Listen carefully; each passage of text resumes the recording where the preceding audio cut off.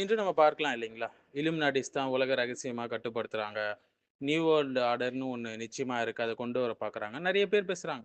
குறிப்பாக வளர்ந்து வரக்கூடிய யூடியூபர்ஸ் நெறைய பேர் பேசுறத நம்ம பார்க்க முடியும். பேசித்தான் ஆகணுன்ற கட்டாயத்துல நெறைய பேர் இது தள்ளப்பட்டுருக்காங்க இல்லைங்களா? சில பேர் வியூஸ்க்காகவும், சப்ஸ்கிரைபர்ஸ்க்காகவும் பேசுறாங்க. ஆனா ஒரு பாயிண்ட்ட மிஸ் பண்ணிர்றாங்க. எல்லாத்தையும் கரெக்ட்டா சொல்லிட்டு பெரும்பாலும் கடைசியா எதற்காக இதெல்லாம் செய்றாங்கன்றத மிஸ் பண்ணிர்றாங்க. அவங்களுடைய எய்மே தஜ்ஜால் வருவான். அவங்க கூட சேர்ந்து இந்த உலகை ஆள வேண்டும் என்பது அவங்களுடைய எய்மா இருக்கு. ஆனா அவங்க இந்த யூடியூபர்ஸ் சொல்லக்கூடிய எய்ம் என்னது? அவங்களுக்கு வந்து உலக ஆளணும் ஆசை. அதனால செய்றாங்கன்னு சொல்றாங்க. காரணம் அவங்களுக்கு வந்து மத பின்புலம் என்ன? எதற்காக இதை செய்றாங்க என்பது அவங்களுக்கு தெரியல. ஸோ இந்த one world order, new world order இது போன்ற விஷயங்கள் எல்லாம் வந்து சிலர் இதை பற்றிய உண்மையான அரசியல் பின்புலம் என்ன? பொருளாதார ஆய்வுகள் என்ன? என்றதெல்லாம் சொல்றாங்க. ஆனா பலர் வந்து ஆதாரமற்ற ஊகங்களை தான் பேசுறாங்க.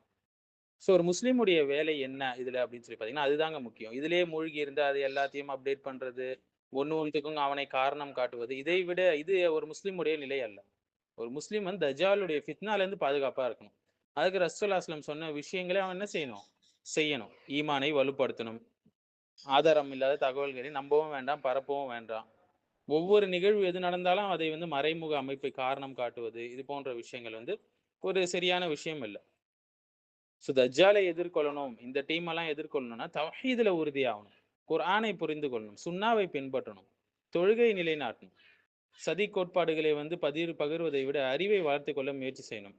யார் உலகை ரகசியமா ஆள்கிறார்கள் என்பது அல்ல ஒரு முஸ்லிமுடைய முக்கிய கவனம். நான் அல்லாஹ்வுடைய வழியில நிலைத்து இருக்கிறேனா? நபி ஸல்லல்லாஹு அலைஹி வஸல்லம் வந்து நமக்கு தஜ்ஜாலை பற்றி உறுதியான செய்திகள் சொல்லியிருக்காங்க. ஈமானை வலுப்படுத்துவது தஜ்ஜாலுடைய ஃபித்னாலேருந்து நம்ம ஆன்மீக ரீதியாக தயாராவது, அதுதான் குர்ஆனையும், சுன்னாவையும் பின்பற்றினால் நமக்கு வந்து எந்த ஒரு குழப்பவாதிகளுடைய சதியாக இருந்தாலும் சரி, நம்மளால அத ஈஸியா வின் பண்ணிட்டு முடியும். இதெல்லாம் கான்ஸ்பிரசி என்று சொல்லுவாங்க இல்லைங்களா? டீப் ஸ்டேட் பாலிடிக்ஸ் சொல்லுவாங்க. இதெல்லாம் கான்ஸ்பிரசி இல்லைங்க. பெரும்பாலும் உண்மதான். இந்த நியூ வேர்ல்ட் ஆர்டர் இது போன்ற விஷயங்கள், கிரேட்டர் இஸ்ரேல் இது எல்லாமே உண்மதான். வந்து நம்ம இஸ்லாமை பின்பற்றினாலே போதும். இது போன்ற சதிகள்லேருந்து தப்பிக்க முடியும். எல்லாருமே சதி செஞ்சாங்க இல்லைங்களா? சாலிஹ் அலைஹிஸ்ஸலாம எதிர்த்து அவங்களுடைய சமூகம் சதி செஞ்சது. நம்ம ரசூலுல்லாஹி அலைஹி வஸல்லம் வந்து கொலை செய்யணும்னு சொல்லி சதி செஞ்சாங்க. ஈசா அலைஹிஸ்ஸலாமுக்கு எதிராக யூதர்களே சதி செஞ்சாங்க. தவறான யூதர்கள் அந்த காலத்துல.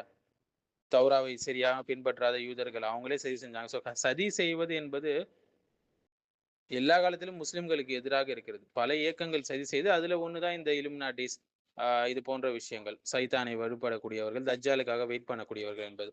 முஸ்லிம் வந்து ப்ராடா யோசிக்கணும். ப்ராடா என்ன செய்யணும்? அவன் தௌஹீதை பின்பற்றும்போது ஆட்டோமேட்டிக்கா எந்த ஒரு இயக்கமா இருந்தாலும் சரி, அல்லாஹ்வுடைய சதி மிகப்பெரியது. அவன் போதுமானவன் முஸ்லிம்களை காப்பாற்ற. இதை பற்றி நம்ம அதிகம் பயந்து கொண்டு இருக்க வேண்டிய அவசியம் இல்லை. ஏன்னா எல்லா காலத்திலும் தொடரக்கூடிய விஷயம் இந்த சதிகள் எல்லாம்.